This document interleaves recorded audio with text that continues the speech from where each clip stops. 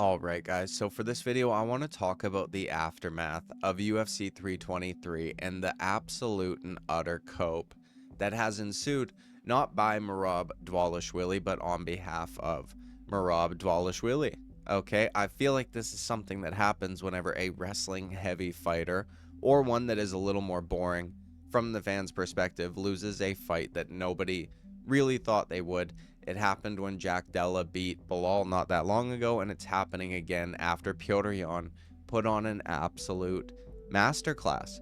Okay, so what I want to do in this video is go over some of the cope that has taken place since Saturday night and kind of speak about why it's completely and totally ridiculous. So we're gonna start with Ray Longo on the Anik Florian podcast and his take on the fight.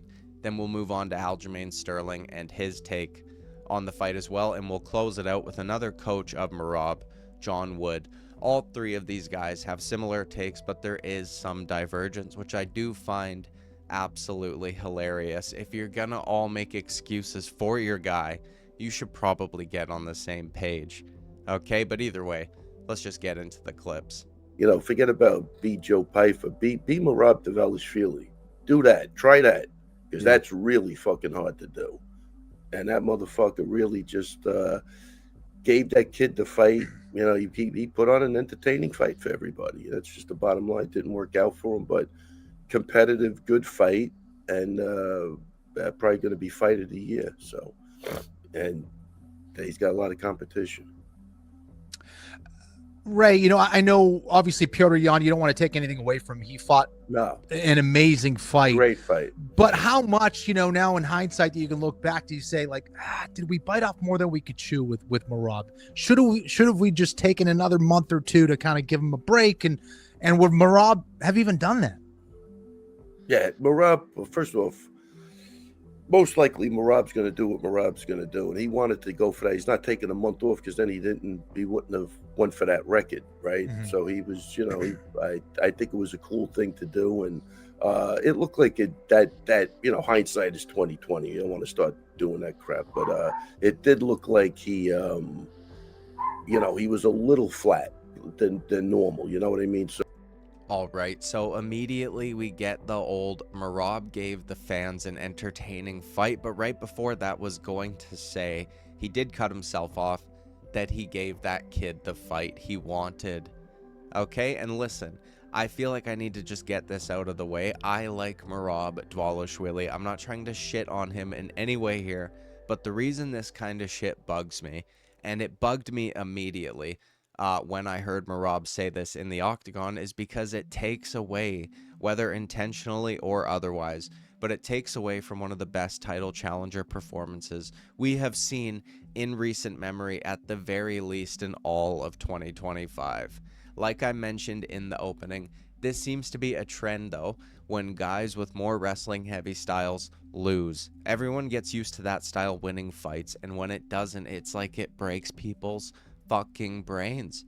Okay, we saw it with Bilal, where almost unanimously everyone came away with the narrative that he just tried to strike with Jack Della Maddalena, and that was stupid, even though he shot more takedowns than he normally would in a fight.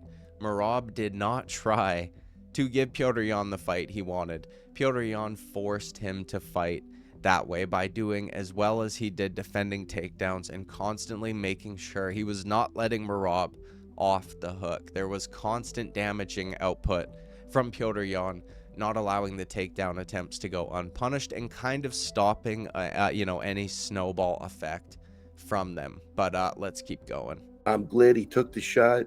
I know that's what he wanted to do, and he was right there. You know what I mean? So I think he could have chose to fight a little smarter fight, but I think he said at the end too, he's a company man. He's just funny, man. I don't know. And he gave everybody, that's the fight. Dana loved the fight. I talked to him in the octagon, absolutely loved the fight. Oh, it was an amazing fight. Loves Merab now. Yeah. So yeah, I think this guy, win or lose, he's still picking up fans and moving forward, and he's teaching everybody the way to act in victory and in defeat. So I love it, man.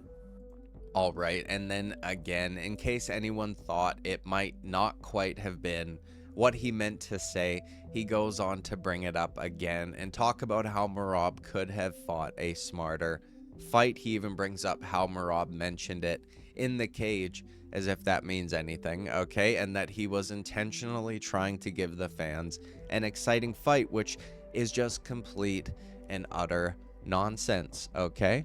Ray, and I guess I'm curious to what the kind of feeling was backstage when you guys were warming up, and obviously you had that 26-second fight with Pantoja where you guys had to kind of run back out there. Were you guys prepared for that at all? Like, what was that like when you guys realized that fight was over and you guys kind of had to be on deck right there and then? Did that throw you off at all? I'm gonna say, well, I don't know if it threw anybody off, but he got his normal 5 rounds cut in half. Okay. Right. So I think he was on like 1 or 2, and then that fight ended. And they said you're walking in like 8 minutes, so he banged out like another one quick, but it wasn't on normal 5 rounds of chaos. But look, I don't even want to get into any of that because no excuses. Petr Yan fought a great fight. He really, he seems. I don't want to take away, but no, he didn't get a chance to do what he normally does every fight that I've been with him. So yeah, it's a good question, Ken. Yeah, so that was really a good question because I think everybody thought the fight could end early, but not like that. Right. They cut him short. So who it can knows? get chaotic back there. I know sometimes it's like yeah. I'm expecting to go, and then I didn't have to go, and then wait 10 minutes. You're kind of can throw you off a little bit. Okay. No, it wasn't chaos like that though, Kenny. Okay. It was chaos like he was on his first or second round, and the fight was stopped, and they said we're walking in like 8. So I think he got maybe the 3rd round in, but it's not the same as having a half hour, 45 minutes where you're going berserk for 25 minutes and psyching yourself up. So, all right. So now another not excuse they are giving. Don't worry, guys. These are definitely not excuses. Okay. We definitely don't want to take away from what Petr Yan did, but Merab didn't even fight how he should have. Oh, and also fights too much. And also Pantoja broke his arm really quick.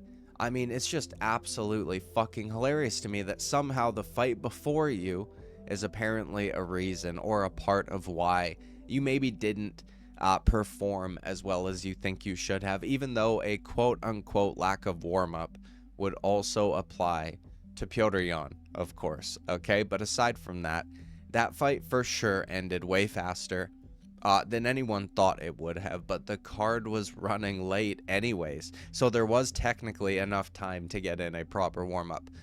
If Pantoja and Van had gone 5 rounds, would the excuse then be, well, Merab did like 8 rounds or 9 rounds of warm-up instead of just 5 because that fight went so long? Or what the fuck are we talking about here? And it just truly drives me insane, okay? When coaches and teammates do this shit and give excuses on behalf of fighters while saying they don't want to make excuses. Another example of this is when Israel Adesanya lost to Sean Strickland. No one expected it, and after the fact, everyone was making excuses for Izzy. Dana, Eugene, a massive portion of the MMA media as well. Similarly to this fight, they would say things like, oh, he was too active, or, he didn't look himself, he looked flat, or whatever. Even though, similar to this fight, Israel Adesanya had higher output than in most of his previous title fights, okay? But either way, let's just keep going.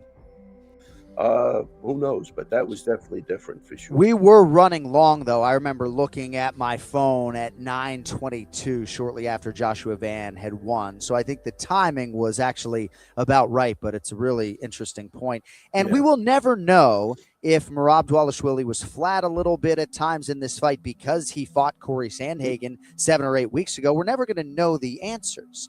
But Petr Yan is an absolute animal. You've cornered against this man 4 times. And as you look ahead to trying to beat this man again, Yan spent 2.5 years essentially trying to figure out a way to close this gap on Merab Dvalishvili. He probably was expectant, given the way their first fight went in March of 2023, that when he fought him again, Merab would be the champion. I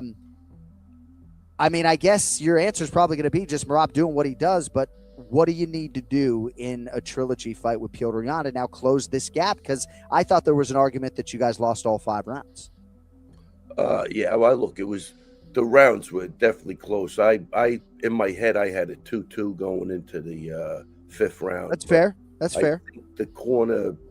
All right, now I included this clip to give John Anik a little bit of credit, okay? John Anik is very good friends with Ray Longo. He's friends with Aljo and Merab and other guys from Longo's gym. So him being as honest as he did here and bringing up that, honestly, he thinks Merab could have lost all 5 rounds, which in my opinion did lose all 5 rounds. But then Longo comes back with saying he had it 2-2 going into the 5th, which this will kind of be a theme between all 3 of these guys we're about to go over, and I for one just can't fucking understand it, okay? Also, I don't even agree it was close. It was competitive, kind of, and Merab was having some level of success, but it wasn't a hard fight to score by any means, at least in my opinion. We keep seeing people point to the striking stats, which I've got a serious problem with. Okay, considering there was clearly a massive qualitative difference between the shots that Petr Yan was landing and the shots that Merab Dvalishvili was landing. Merab was either getting, wobbled or hurt to the body every single round and never did the same to Petr Yan, but let's keep going. I think everybody else thought that Yan had won the first 3. It's not. I don't even look at it like did Merab win the first 3. I look at it in my head. I'm going, what do I think the judges are looking at? That's the first thing. It doesn't matter what I think at all. It's just what do they think? And I told Aljo in the court, there's no way he's winning. I mean, they're gonna. It just the optics were not. You said we need. Yeah. No, you were demonstrative. But I think I would have went a total ape shit on him if I was like probably in there. I just was trying to say, dude, you really need a big round. Like I was trying to without sounding the alarms like that, because I think everybody thought he was up 3, so I didn't want to go crazy, But my brother was octagon side, and he was sort of thinking, am I, after the fact, am I crazy to think Dvalishvili's up 3-0? Jay was wondering if anybody agreed with him. I know John Wood, I think, was caught on a mic saying at some point you're up 3-0. I certainly thought you guys had a good first round. All right, now it is absolutely insane to me that Merab's entire corner, excluding Ray Longo, apparently, thought Merab won the first 3 fucking rounds, okay? And Ray thought he won the first 2, but you had Ray Longo having to tell Aljamain Sterling that no, they aren't going to give the fight to Merab, which is just fucking crazy. Okay, this is the problem with having a bunch of yes men around you. Now, I do understand what Ray is saying about not wanting to sound the alarms or whatever, but after the first couple of rounds, definitely in the last 2, you probably should be sounding the alarms, okay? Also, one other thing I want to touch on that will become a little bit more relevant later is I keep hearing this word being thrown around by these guys, okay? They keep saying, oh, the optics, as if it's some sort of technicality or some shit. But yeah, no kidding, guy, okay? Fights are basically scored on optics. What does something look like it did in terms of impact? So if Merab cracks Yan with a left hook to the body and it has no effect visually, then Yan kicks Merab to the body and he screams out in pain and crunches over in an attempt to defend himself from more body shots. You could say, well, oh, that's just optics or whatever, but it's also impact, which is definitionally how fights are scored, okay? But let's keep going.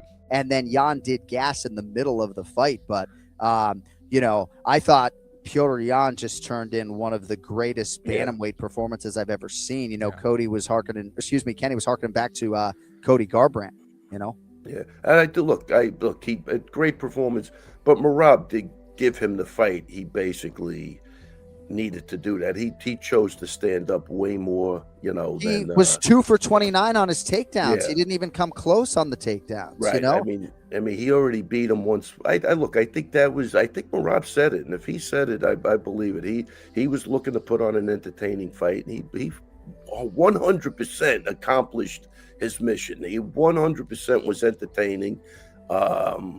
and that's it, you know. But I think if he would have, you know, fought him the same way he fought him the first fight, I think it would have been kind of similar. And we had this. Listen, I think we had the discussion we had was kind of perfect for the fight.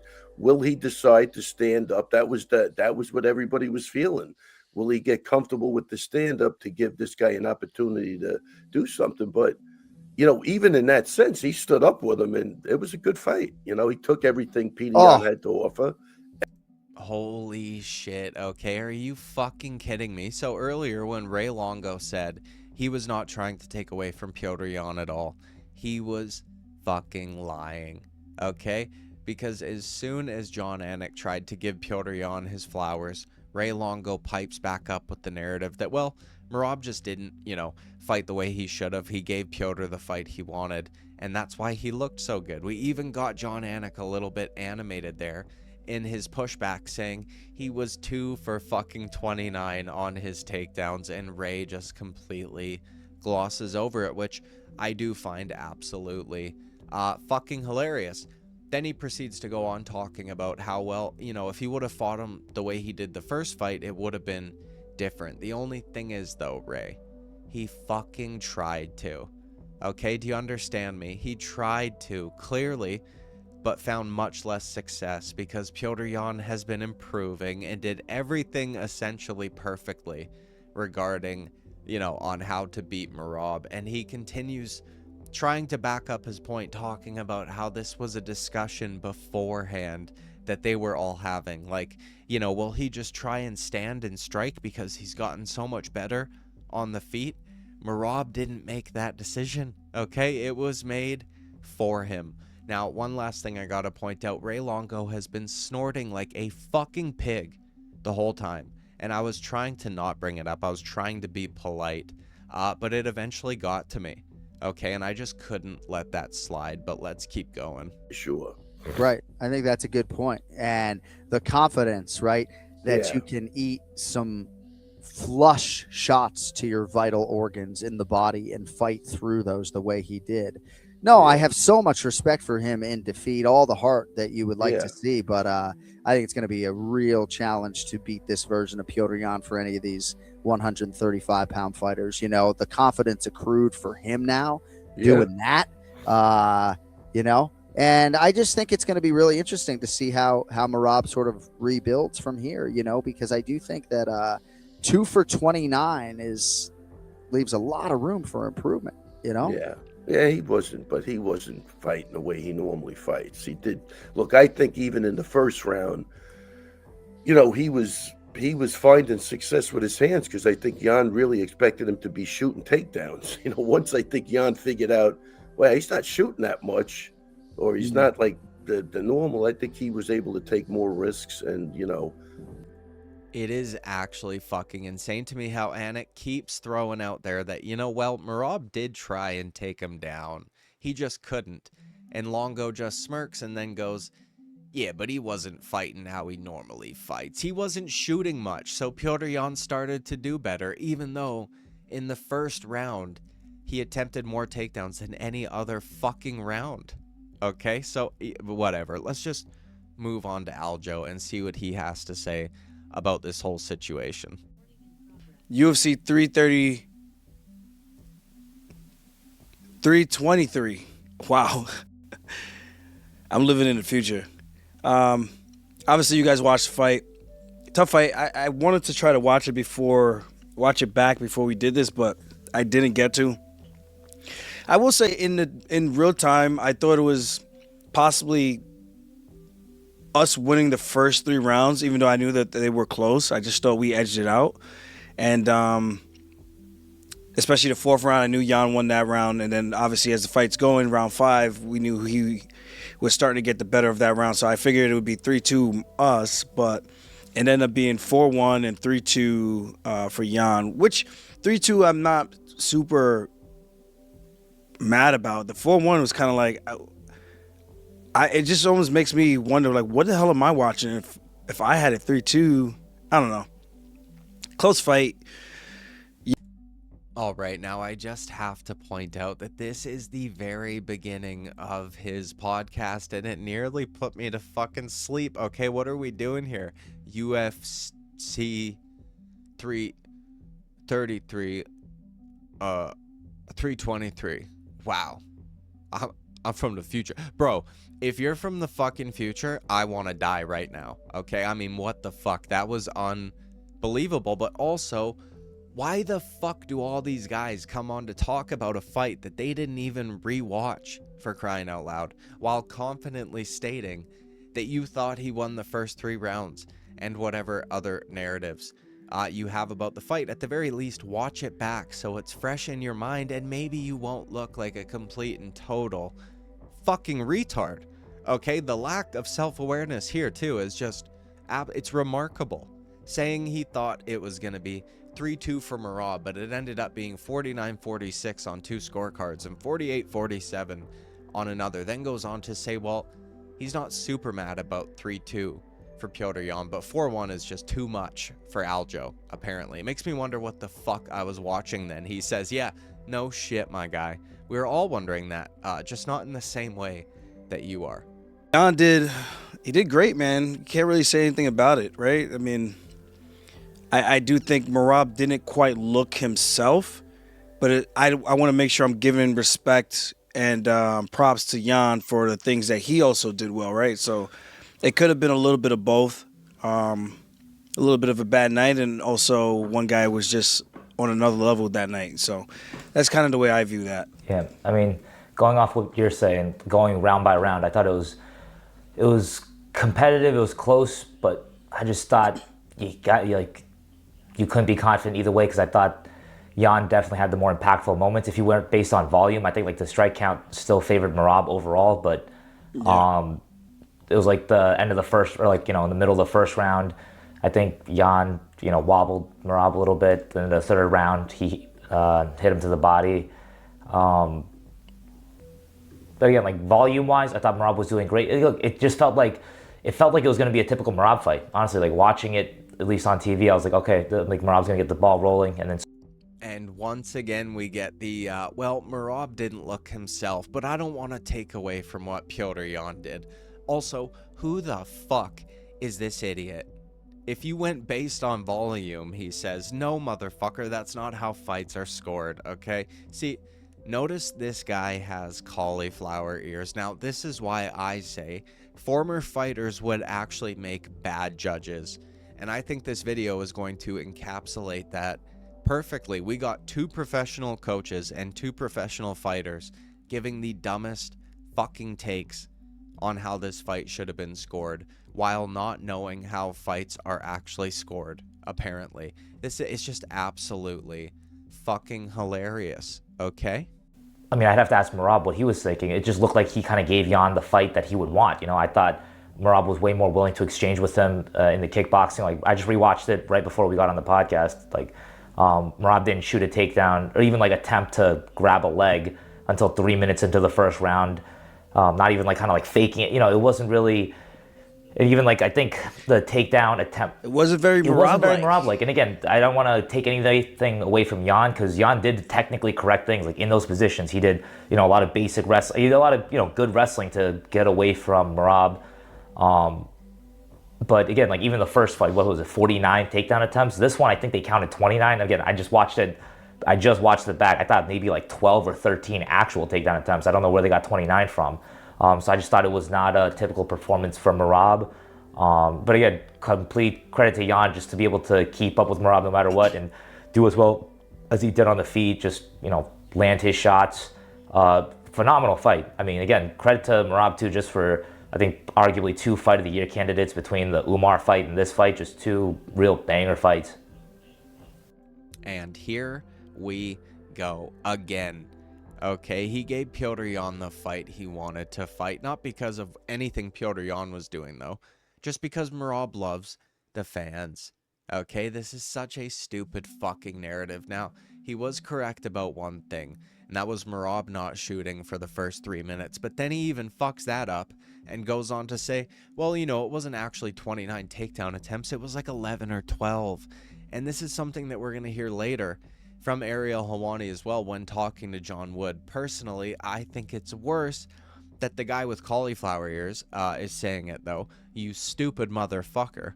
Okay? It doesn't need to be a shot from 5 feet away blasting a guy's legs to count as a takedown attempt. Okay? Merab would shoot initially on like a single or whatever, and then he would switch grips and positions after his first attempt would fail, and he would try other kinds of takedowns like trips and throws and whatever the fuck else. He was trying to chain wrestle, okay? That's where the number comes from. You fucking idiot. But don't worry, guys. No worries at all, okay? All the credit in the world to Petr Yan. Don't worry about anything else I'm saying, you know, but let's keep going. All in all, I thought fun fight for the fans. I can't tell you why he decided to stand in front of him for as long as he did. We kind of started to tell him in between rounds, like, hey, now he's thinking that we're willing to trade with him. Now let's start to add in that wrestling, and that should be the X factor to help us pull apart and pull away from him and create some distance, right, in between the scoring. But yeah, I think it might have been just he would have to answer that. It's really hard for me to say, because in the back room, which was a little weird too, because during the Moreno fight, we're thinking, okay, we'll get ready as soon as this fight's over. We'll start getting ready. We start getting warmed up. We did about 15 minutes, maybe a little shy of that, of warming up how we typically do. And Pantoja dislocates his elbow, and it's just a huge curveball in our warm-up. And then we're like, well, we think we did enough. And he looks ready. He was sweating good. So we're like, all right, we should be good to go, even though this was very unexpected. We didn't get a chance to, like, warm up, then let it come down a little bit, and then get ready to go. Just kind of chaotic the whole time. And it. All right, now something I find absolutely fucking insane and also absolutely hilarious is that everyone is acknowledging he stayed on the feet too much. And they're all talking as though he lost in that realm, but also he won the first 3 rounds, but also didn't fight how he should have. Like, all of these things can't be true, okay? If he was on the feet too much, and that was a bad thing because he was not getting the better of it, then he couldn't have fucking won, okay? It's just pathetic. But then we got Aljo going on about the warm-up as well, like what Ray was talking about. Before that, though, he says, well, I don't know why he chose to stay on the feet so much, which I genuinely, up until the intro to Aljo's video here, would have said that I was shocked at how fucking dumb that is.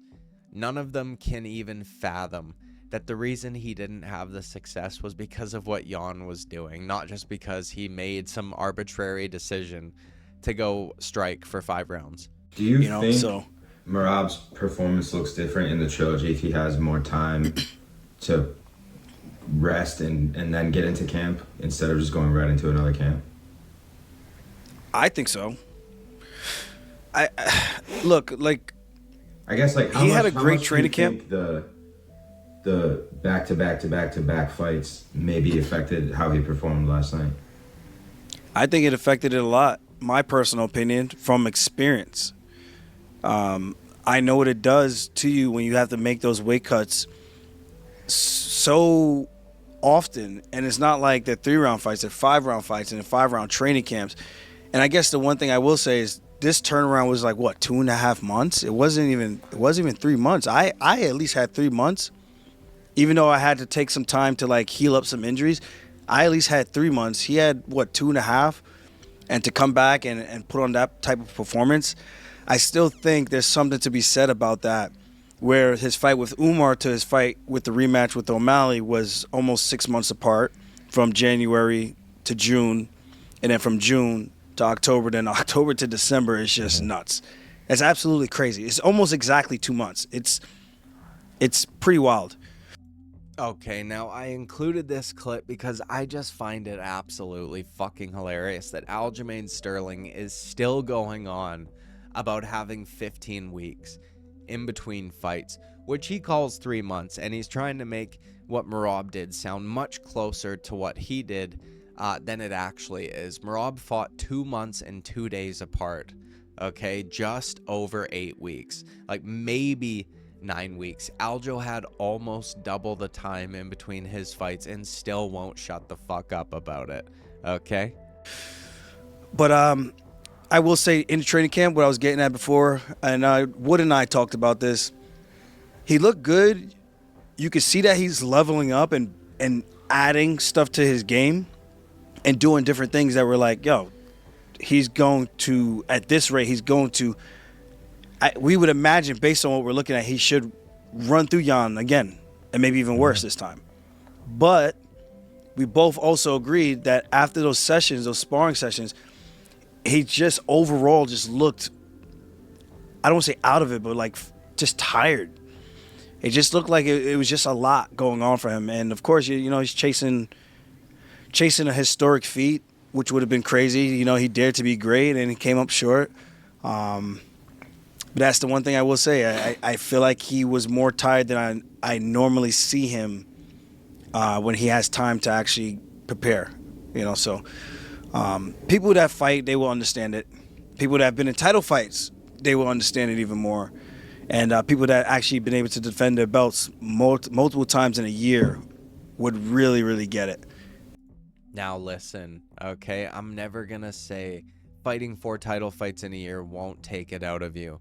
But it's just more of the, well, you know, he didn't look himself that we heard after Bilal lost to Jack or Izzy lost to Sean, all while trying to say they are giving all the credit in the world to Petr Yan while actively giving none of the credit to Petr Yan. Okay, it's just fucking frustrating. But now let's move on to John Wood and what he had to say on both Submission Radio and Ariel Helwani's show later in the day.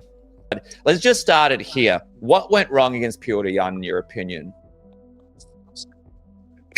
You know, honestly, dude, like, I haven't had time to really sit back and even watch it yet. You know, I was straight to the airport. Take a couple days. I got to take care of a couple things, and then, you know, over the next few days, I'll watch it and kind of rewatch it. But there's a couple things that I know that we could have adjusted and done better with. But really, until I go back and talk to Merab and watch the fight back, you know, I don't want to make any statements. You know, it's all super emotional and you know, it's definitely a tough pill to swallow. But you know, that's part of the game, and you have, like I said, you have to take the ups and the downs. You know, I never want to be a guy that just is oh, we're winning, so everything's great. You know, like the other half of the fight game is the fact that you're going to get your ass kicked sometimes, and that's what's going to happen. So, you know, you got to embrace that part too, because unfortunately that is part of it. But, you know, Peter just came out, really good game plan, obviously improved some things. And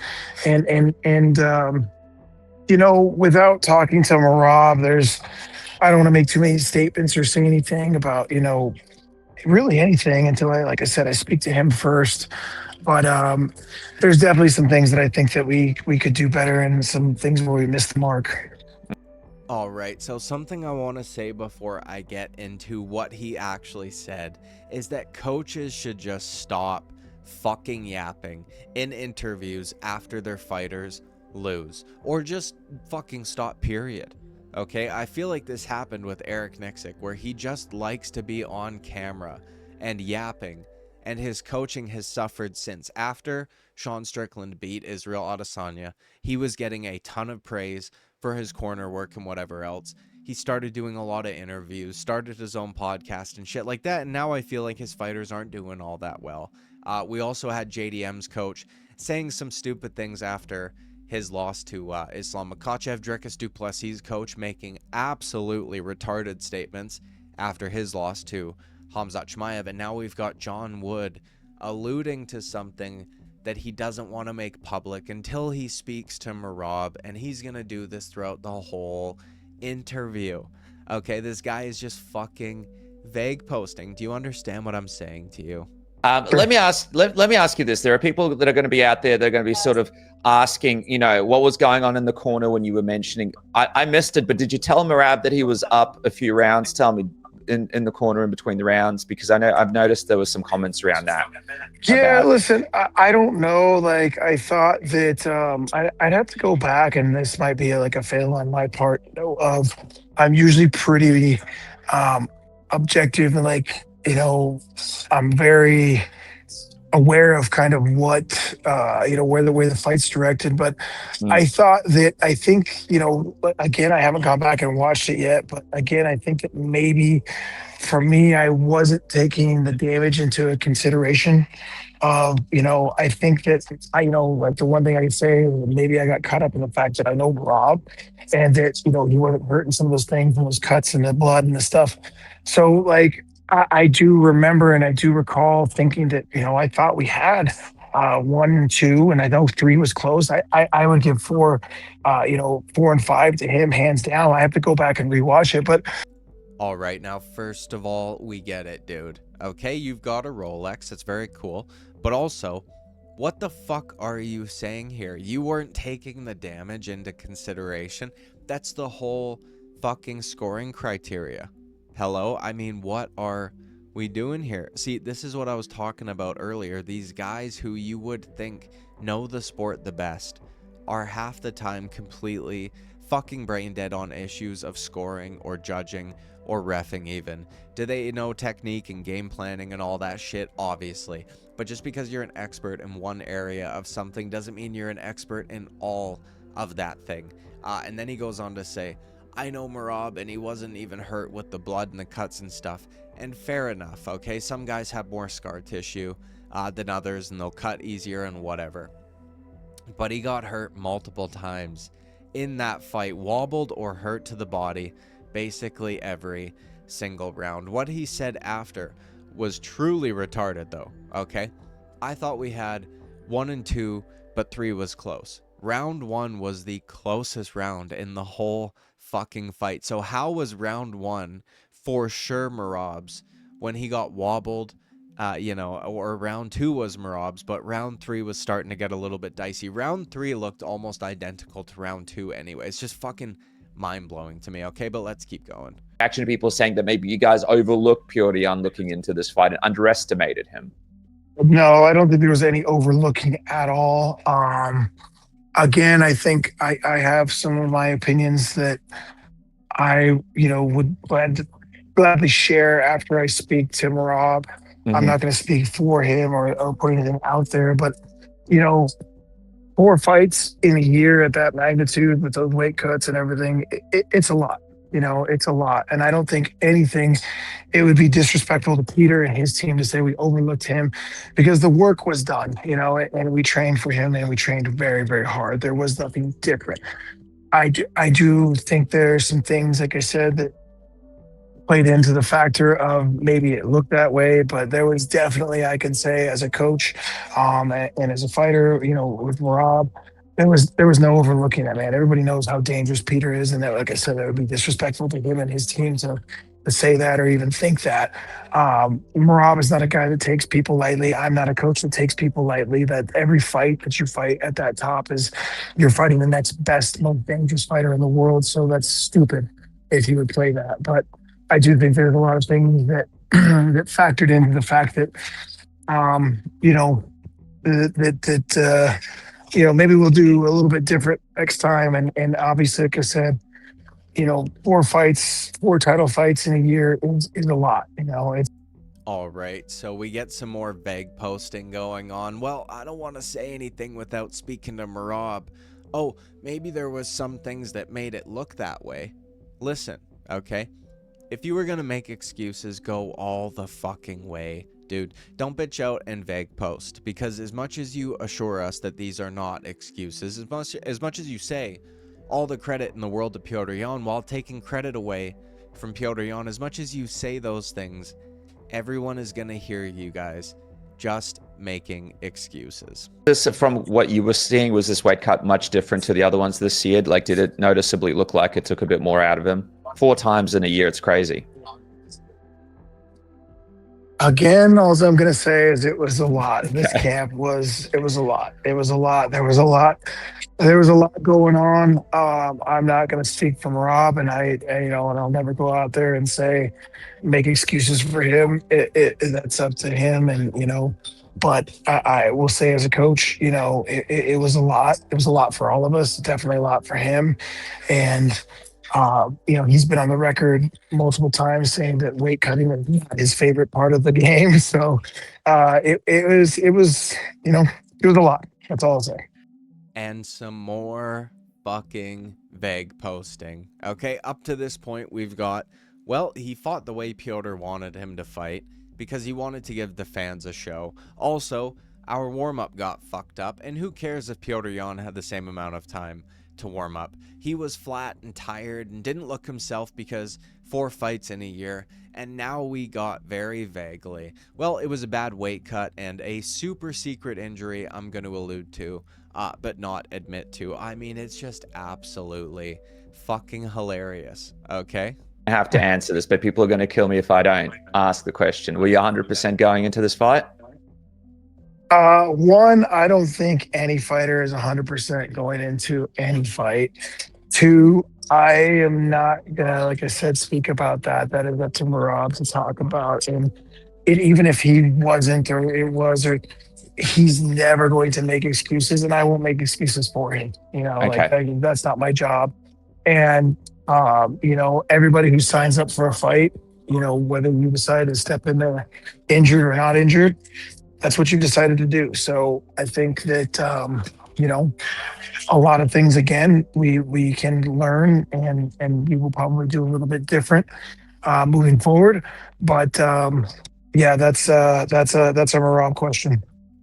All right, and then we get Dennis just straight up asking, well, was he injured? And the most annoying part about that whole thing was John Wood continuing after saying, well, I don't think anybody is 100% going in there.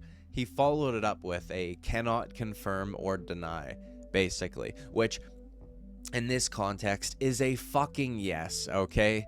Because if you truly didn't want to talk about it or come across like you're making excuses, you would have left it with what you said at first. But the dude likes to yap, okay? I mean, it's also, this is just shitty for Merab, having all these people make excuses on your behalf so that when you come back to do an interview or anything, it's all you're gonna get asked about. Do you know what I mean? But now let's get to the last few clips with John Wood on Ariel's show. Last week we had Sean O'Malley on the show, and I asked him how he thought the fight was going to go, and it sounded to me like he was leaning towards Merab, but he also said, given the success that Merab had in striking against Corey, he wondered if maybe he will fall in love with the striking a little bit, and that might be part of his undoing. And then in the post-fight interview, Merab mentioned something about, trying to make this a fun fight, an entertaining fight for the fans. And early on, we did see him, be committed to the striking and have some success very early on. Was all that in line with what you guys were talking about going into the fight, game plan wise? Or do you think that there is something to the fact that he just wanted to try to knock him out because he almost knocked out Corey and was starting to feel like he had that power in his hands? Listen, there's a lot of things that get said, before fights to build up fights. Do I believe all those things? Are all those things true? Not necessarily. You don't usually lay out your game plan to the world right before, to your opponent, before you're going to go out and do that. Do I think that Merab has, enjoyed getting better at striking? Of course. The guy likes to learn. He's getting better at everything. But again, this is the conversation I'd have to sit down with him before I speak on his behalf of that, being the thing that he fell in love with striking. I don't think that's the case. Can we get back to doing, more Merabish style things? Sure, I think that's part of the game, but Merab is an evolving fighter. So there's things that you as you get better and as you're learning, that you kind of throw shit at the wall and see what sticks. All right, so now we've got Ariel trying to also paint the narrative that Merab just wanted to strike and has fallen in love with his striking because of the success that he's been having recently. Now, credit to John Wood, he did kind of shut it down. Okay, unfortunately, everyone else is already making that excuse for him. Now, something else I want to point out is Helwani was one of the only media members to call that narrative with Bilal and Jack Della Maddalena fucking stupid. So I do find it absolutely fucking hilarious how he has switched up here because he likes Merab and does not like Bilal. Kinda squirmy. Okay, it's a stupid narrative for both of these fights. And again, credit to John Wood for not really entertaining that aspect of this whole thing, even when Merab tried to immediately do that after the fight. Just from watching it on television, I thought, just being honest, I thought it was 50-45 for Yan, or at worst 49-46. And it did seem, it was hard to really see or hear everything that was going on in between rounds, but it did seem like you thought he might have been up 3 rounds at one point. Do you think that that's just a matter of what you were seeing from that corner? Do you think when you watch it, you might think differently? How do you feel about that? Yeah, obviously, looking in the corner, I've always been pretty good at kind of judging how the fight's going, and that's something I'm interested to see if what happened there. I thought that, and I will go on and say, I thought that Merab was the busier, doing more pressing, but looking at it now, Peter had the bigger moments. He was landing the bigger strikes, getting the bigger reactions, and doing the damage. The bleed, there was the blood always plays into a lot of stuff, and you don't know how that's going to go. But from everything that that I've said, a lot of people thought that was the wrong call. And in the moment, again, I think we all thought that we were pressing the action. That's something I got to go back and look at. And something, if I, like I said, if I made a mistake, then it's something I definitely need to fix, in making sure that doesn't happen. And I'm looking at objectively, but, at that moment, I felt in the corner, we all felt that we were up those first couple. The third one started to get a little dicey. And then, obviously 4 and 5, I would have given to him, but, yeah. All right, now honestly, I included this clip just to give a bit of credit where it's due, because John Wood is acknowledging that he probably fucked that up, and he's going to go back and take a look at it, which I think is a way better attitude than we get from most coaches or fighters who think that everyone else's opinion is beneath them and kind of unwilling to accept criticism or anything like that. So, I mean, I think it's a good look from a coach. A little concerning he didn't see it in the moment, but still good that he's willing to hear out the criticism and go back to take a look at his decisions. This is kind of irrelevant at this point, but I'm sort of hung up on it. You've been in this game a very long time. Did Merab shoot 29 times? Because they have him listed as 29 takedown attempts and only landing 2, but I feel like the way in which they're scoring these takedown attempts is different these days. I don't feel like that was 29 takedown attempts on Saturday. What do you think? Yeah, I would. It really is. That's the problem with the MMA judging as a whole. Like, it's so, it's in the eye of the beholder. Like, there is no standard of, hey, you must take somebody down and hold them down for 3 seconds. It's different. It's different every time. So I didn't feel that would be the number. But again, I'd have to go back and rewatch it, and it literally is. Takedowns and damage and things are judged differently every single fight. That's something we got to kind of get a grip on, of making it so that the unknowns are at least taken out of that part of it. But yeah, I don't know. I'd have to go watch. All right, now Ariel starts that question with saying, well, it's not really relevant at this point, even though it is almost key to your whole fucking argument that Merab didn't look himself and wanted to stand and strike and whatever other dumb shit you want to say. Everyone's hung up on the 29 takedown attempts because it shows clearly that Merab was trying very hard to wrestle. Okay, and he did attempt plenty of takedowns. It's called fucking chain wrestling. Just because he didn't shoot 29 double legs doesn't mean he didn't attempt 29 takedowns.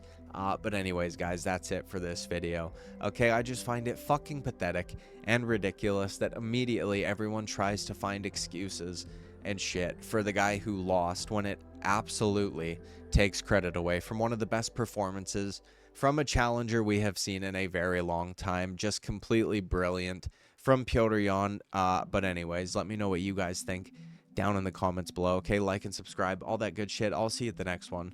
Bye-bye.